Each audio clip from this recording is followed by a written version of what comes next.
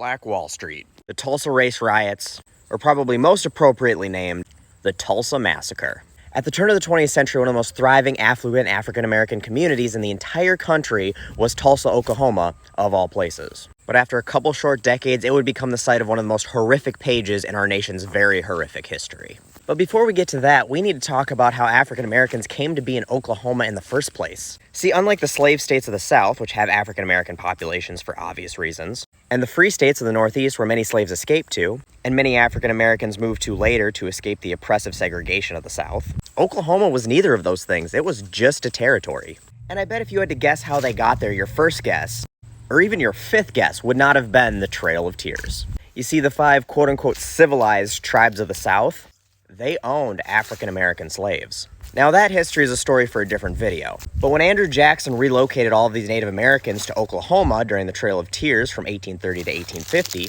many of them brought their slaves with them. Once they got there, the natives freed their slaves and began to coexist with them. And as a result, all black communities started popping up all over Oklahoma. These communities became like sanctuaries for black people, and they were moving there in droves by the late 1800s. And by the turn of the century, thanks to an exploding oil industry, Tulsa became a boom town.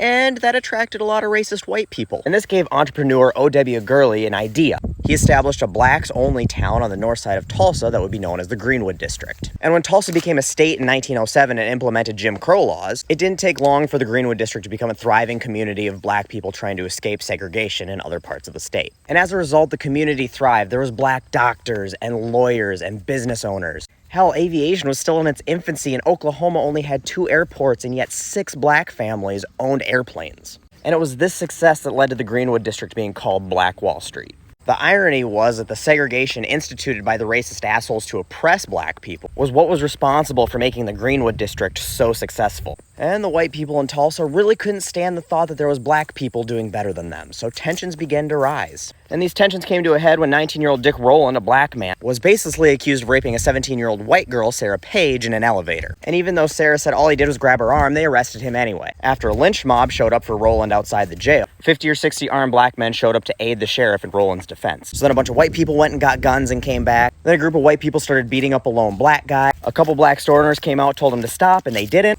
So they shot the fuckers. And then all hell broke loose. White people started rioting and looting, shooting every black person in the crowd they could see. Then the National Guard got called in and started arresting black people. Eventually, the rioters progressed into the Greenwood District, setting fire to businesses and shooting indiscriminately into homes, even using private airplanes to drop firebombs and shoot at residents. About 9:15 the following morning on June 1st, reinforcements from the Oklahoma National Guard arrived by train and were eventually able to stop the fight, partially by interning 6,000 Greenwood residents. Then they hurried to bury as many unidentified black people as quickly as they could, so casualty estimates range anywhere from 30 to 300 people. We just don't know. Despite an investigation and allegations of incompetence and even cooperation by Tulsa police in the incident, there were no criminal convictions as a result. And even though no reparations or real aid was given by the local, state, or federal government, with the help of the Red Cross, the Greenwood District was rebuilt by 1925 and was successful for some time. But districting and economic policies aimed to cripple the district, and most black businesses were forced to close or relocate by the 1960s. Oklahoma and the nation did their best to sweep the whole incident under the rug, and as a result, the sad history of the Tulsa Massacre has been largely forgotten.